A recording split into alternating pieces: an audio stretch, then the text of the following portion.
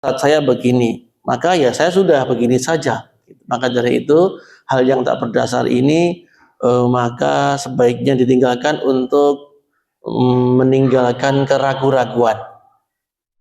Nah, ada pada misalnya sekarang kita bahas setelah i'tidal, ya.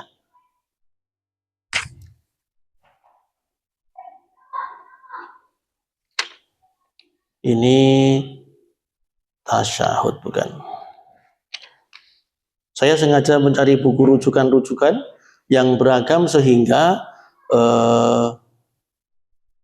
dalil yang hujah yang saya pakai itu ternyata ada atau tidak ada. Kalau satu kayaknya kayak kacamata kuda.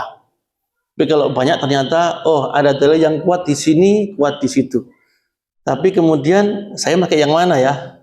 Silahkan jika kita merasa nyaman dengan apa yang kita laksanakan berdasarkan dalil yang ada. Bapak Ibu yang kami muliakan, alhamdulillah, yaitu bab tentang i'tidal. I'tidal itu wajibnya adalah tumakninah. Kita mungkin sering melihat atau pernah melihat i'tidal saudara kita itu tidak tumakninah. Apa itu tumakninah? Tumakninah itu kalau diartikan tenang sejenak, ya, tenang sejenak, sehingga kita bisa bayangkan bahwa i'tidal yang tumakninah itu adalah selesai membaca Rabbana lakal hamdu atau Rabbana walakal hamdu. Tenang dulu. Di sini banyak beberapa hadis sama, yaitu sampai tulang-tulang itu memposisikan diri ke semula, yaitu adalah berdiri dengan tegak. Contoh,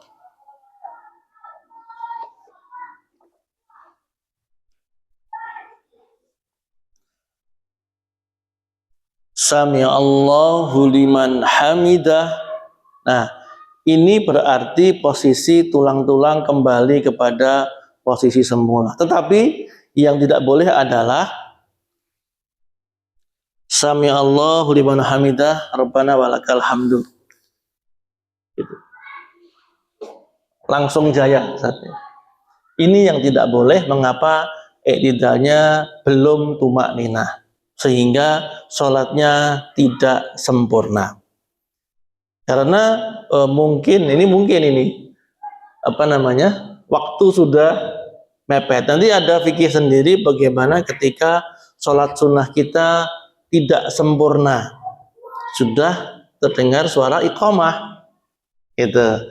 Tapi kemudian kadang-kadang kita justru melaksanakan hal-hal yang tak boleh dan justru malah meninggalkan hal-hal yang wajib. Di antaranya adalah sholat sunnah itu, rawatib itu, qobliyah itu, tahiyatul masjid itu sunnah. Tapi i'tidal itu wajib, tumakninah itu wajib. Jadi ketika kemudian kita meninggalkan i'tidal, menambahkan tumakninah, maka gugurlah pahala sholat tersebut. Loh, tapi nanti nggak dapat 2 rakaat dong? Ya, selama sholat kita sudah benar dan kemudian toh mungkin tidak sampai 2 rakaat kemudian iqamah berkumandang, maka kita boleh membatalkan sholat sunnah tersebut. Misal sedang satu rakaat, kemudian rakaat kedua sedang Al-Fatihah atau sedang baca surat, kemudian terdengar suara iqamah, maka kemudian kita boleh membatalkan. Ini sholat sunnah, boleh.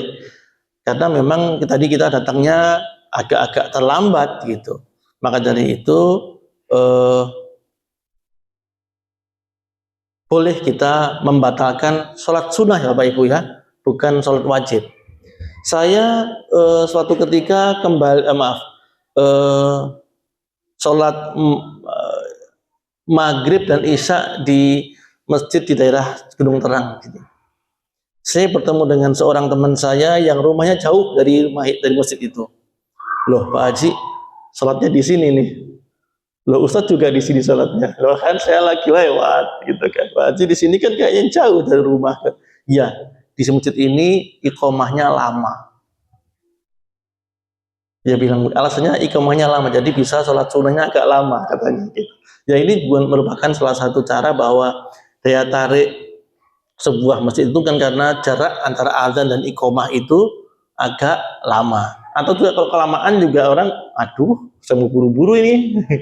Ya itu bisa didiskusikan sehingga tidak perlu kita berdebat karena jarak antara azan dan iqomah itu lama atau sebentar, tergantung dari kebutuhan dari masyarakat jamaah di sekitar masjid tersebut. Nah, kembali ke i'tidal. Nah, setelah i'tidal baca Rabbana lakal hamdu atau Rabbana walakal hamdu, kemudian itu yang sunnahnya, yang pendek, maka kemudian kita lanjut melaksanakan sujud. Nah, sujud di sini saya mencoba ke beberapa literatur, buku, ada yang unik Bapak Ibu sekalian. Sujudnya ini kita lutut dulu, turunnya ke lantai, atau tangan dulu. Bagaimana Pak Agustoni? Lutut dulu atau tangan dulu?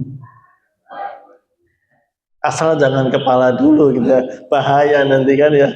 Ya. Nah, saya mengambil dalil dari sifat salat Nabi Shallallahu Alaihi Wasallam dengan judul khusus seakan-akan Anda menyaksikannya dari literasi Syekh Muhammad Nasiruddin Al-Albani. Syekh ini Al-Albani adalah salah satu mufti di negeri Arab Saudi. Mufti adalah salah satu ulama yang menjadi dasar dalam memutuskan perkara-perkara. Kalau di kita ada MUI, tapi MUI itu tidak memiliki kekuatan hukum yang kuat di umat masyarakat, tapi sekedar untuk memberikan rujukan. Tapi kalau mufti itu fatwanya mengikat dan menjadi salah satu dasar hukum di negara tersebut. Gitu. Misalnya negeri kita itu mazhabnya Imam Hambali begitu, boleh. Atau misalnya di Malaysia yang kami tahu negara menetapkan mazhabnya Imam Syafi'i gitu, boleh. Jadi selain Syafi'i tidak boleh. Misalnya ketika Al-Fatihah itu harus bismillahnya jahar. Bismillahirrahmanirrahim gitu. Yang bismillahnya sir atau pelan atau enggak ada bismillahnya Al-Fatihah ketika salat jahar, salat maghrib isya subuh, maka enggak boleh jadi imam. Di Malaysia misalnya begitu. Di kita karena tidak ada mufti, maka ya tentunya tidak ada yang menetapkan hukum-hukum sampai kepada hal-hal baik itu yang penting maupun yang kurang penting, misalnya akidah misalnya. Di Malaysia gerakan Syiah itu adalah gerakan terlarang dan harus dihilangkan, tidak boleh, dan penganut Syiah itu dihukum penjara atau diusir dari negara. Di Indonesia Syiah masih boleh, gitu, karena Malaysia memandang Syiah itu bukan bagian dari Islam. Ini hal yang akidah yang sangat-sangat mendasar. Tapi di Indonesia masih merujuk kepada Syiah itu hanya merupakan bagian mazhab yang kelima. Imam Malik, Imam Imam Abu Hanifah, kemudian Imam Syafi'i, Imam Maliki, Imam Syafi'i, dan Imam Ibnu Ahmad bin Hambal. Yang kelima masih mengatakan itu Syiah, gitu. Di Indonesia boleh, tapi di Malaysia tidak boleh. Nah, apalagi hal-hal yang sifatnya khilafiyah atau berbeda pendapat, maka tentunya jika tidak diluruskan oleh negara, maka akan terjadi beda pendapat yang meruncing. Contoh, sholat idnya 2 kali waktu, misalnya tanggal Senin sama Selasa, kemarin itu Ahad dan Senin misalnya gitu. Kalau negara memiliki mufti, agama menjadi hal yang sangat penting dan menjadikan hal yang tak boleh ada perbedaan pendapat, maka negara boleh mengambil peran di situ. Sehingga tidak mungkin jadi, waduh, sudah masa opor nih Ibu. Opornya bisa basi ini karena lebarnya masaknya hari ini matang, besok lusa lebaran gitu ya.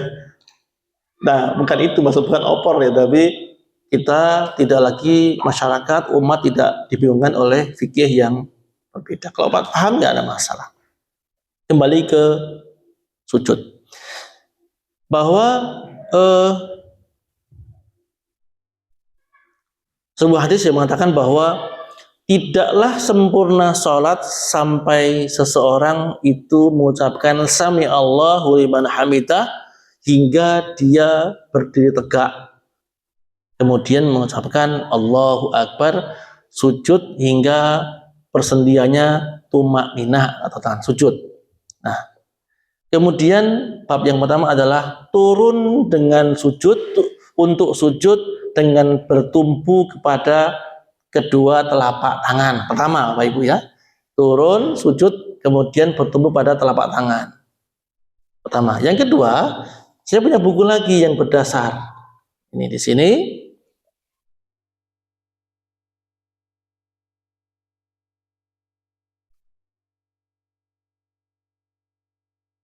Ya, biar nanti banyak rujukan, maka akan semakin kaya akan rujukan. Ya. Masjid mukabbiran ghair rafi'in al-yadaini wadu awalan alal ardi. Kemudian sujudlah, kata Rasulullah, tanpa sujud tanpa begini, mengangkat tangan. Maaf, saya peragakan.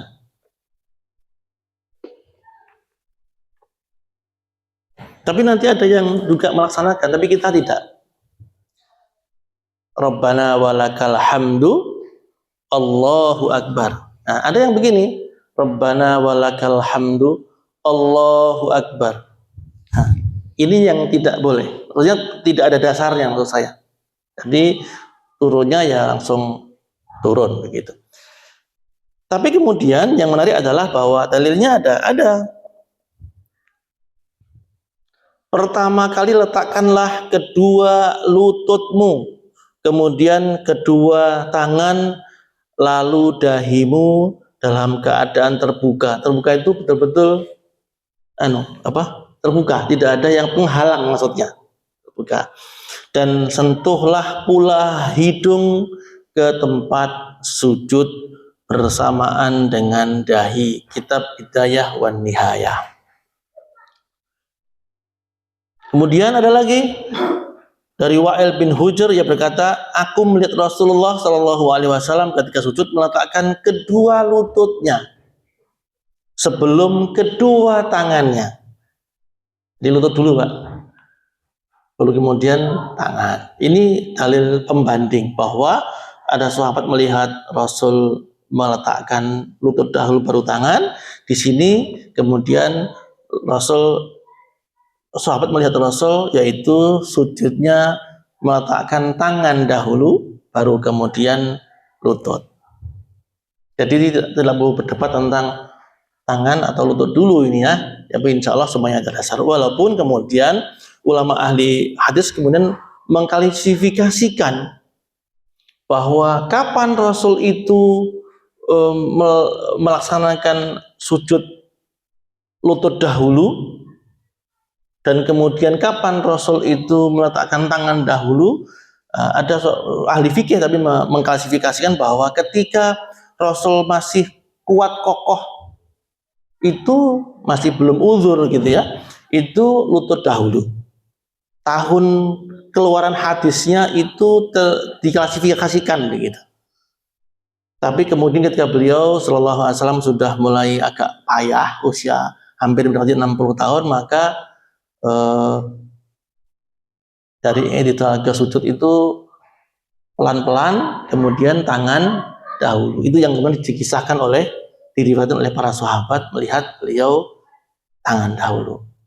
Kalau perutnya agak endut gini, kayaknya kalau tangan dulu agak berat, Ustaz. Ada yang ganjel di sini. Tapi kalau lutut dulu kayaknya nyaman gitu ya. Tapi ini pendapat dan kemudian kenyamanan serta ada dalilnya masing-masing. Nah, teruskan Allah. Nah, kemudian yang unik adalah bahwa tadi dikatakan bahwa Rasul itu mengatakan ada 7 anggota tubuh yang harus menempel pada tempat sujud. Tapi beliau kemudian menyatukan antara memperagakan dahi dan hidung menjadi satu anggota tubuh. Baru kemudian tangan, lutut, dan kedua ujung jari-jari kaki.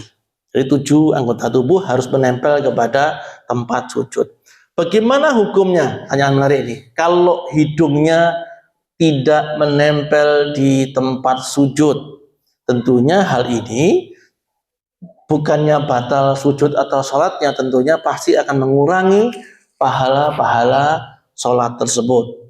Bahkan pernah saya kisahkan di majelis ini bahwa saya melirik begitu, ada sebelah saya sujudnya dahi dan hidung tidak nempel di tempat sujud. Mungkin karena karpetnya agak berdebu, bukan agak sih, debunya banget sih, sehingga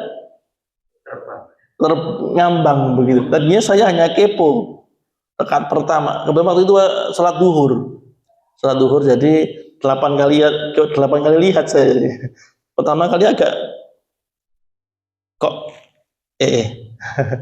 begitu, yang kedua kepo bener saya, lirik bener bahwa sebelah saya ini sujudnya tidak menempel dahi maupun hidung, ada ngambang gitu ya. Nah, bagaimana hukumnya? Tentunya kalau melihat definisi sujud, dia sudah boleh. Maksudnya begini, definisi sujud itu adalah bahwa posisi kepala itu lebih rendah daripada pinggang, pantat, gitu. Dan dia sudah betul posisinya lebih rendah daripada tubuh ini. Tapi sayang sekali satu lagi, harus menempel kepada tempat sujud, dia tidak. Sehingga tidak sempurna sujudnya. Nah, kemudian setelah itu tumak nina membaca tasbih subhan rabbiyal a'la atau subhan rabbiyal a'la wa bihamdihi, atau yang panjang boleh, doa pribadi boleh, doanya mungkin sedang terjepit masalah dan sebagainya boleh. Kalau jadi imam, ini yang masalah Bapak Ibu sekalian. Menjadi imam tentunya doanya yang standar-standar saja. Jangan sampai sedang ada masalah terus jadi imam, ya Mas Lutfi, jangan. Ini ada barang hilang segala macam, jangan jadi imam. Nanti malah emosi, sujudnya lama, ya Allah. Imamnya begitu, makmumnya ini gimana imam kok malah sampai sujudnya lama banget gitu ya. Maka dari itu sujud ini doanya subhan rabbiyal a'la wa bihamdi minimal 3 kali, dan kemudian boleh disambung dengan doa-doa yang lain. Nah, pertanyaan yang menarik adalah bahwa bolehkah doa itu menggunakan bahasa kita sendiri? Karena tidak ada jarak antara al-khaliq dan makhluk ketika sedang sujud. Bisikannya ke bumi tapi sampai ke langit, yaitu ketika sujud. Maka dari itu khusyukkan ketika kita sedang sujud, bahwa disitulah letak percakapan antara hamba kepada Tuhannya. Hanya saja doa-doa yang standar, yang sunnah adalah subhan rabbiyal a'la wa bihamdi. Tapi kemudian kalau sedang sholat sunnah, sedang tahajud begitu ya, memperlama sujudnya, maka boleh menggunakan permohonan hajat kita, menggunakan bahasa kita, hanya saja tidak boleh diucapkan dengan lisan, yaitu dengan hati. Karena doa kita, ya tentunya hajat kita mungkin sulit untuk diucapkan menggunakan bahasa Arab. Orang bahasa Arab juga nggak ngerti. Tapi ketika menggunakan bahasa kita, tentunya kita bisa curhat dengan Allah dengan sekhusyuk mungkin, dan itu dilakukan dengan diamalkan dengan bisikan hati untuk mohon sama Allah semua hajat dan keinginan kita. Nah, kemudian bolehkah menggunakan doa-doa yang lain? Saya mengutip dari buku ini ada sekitar 12 doa ketika sujud. Yang panjang ada, yang panjang ada, yang pendek ada, yang panjang ada, yang panjang banget juga ada. Gitu. Nah, maka dari itu, kalau sekiranya sholatnya sunnah, maka boleh dipanjangkan, atau ketika kita sholat wajib, maka tentunya sekedarnya supaya sholat tidak terganggu karena terlambat gerakan-gerakan sholat. Nah, kemudian bagaimana dengan posisi ketika sujud? Ada yang beda antara bagaimana sujudnya laki-laki dan sujudnya wanita. Saya tadi melihat beberapa rujukan bahwa yang unik adalah bagaimana Rasulullah itu sujud. Nah, ini di sini bahwa dari Abdullah bin Malik, beliau berkata bahwa Nabi Shallallahu Alaihi Wasallam sujud dengan merenggangkan kedua tangannya sehingga kami bisa melihat lengan baju di ketiaknya. Ini beliau mungkin melihatnya Rasul menggunakan gamis dengan lengannya pendek, gombrang begitu. Kalau zaman dulu ya sebabnya gamisnya longgar begitu. Ada yang panjang, ada yang pendek, sehingga Rasul terlihat sampai begitu. Mungkin beliau sedang sholat, kan beliau pas jadi imam, nggak mungkin jadi makmum gitu ya, kecuali ketika sedang sakit itu.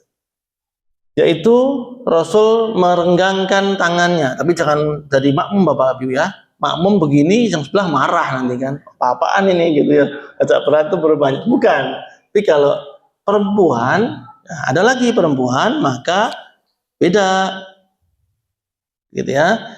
Kata Rasulullah,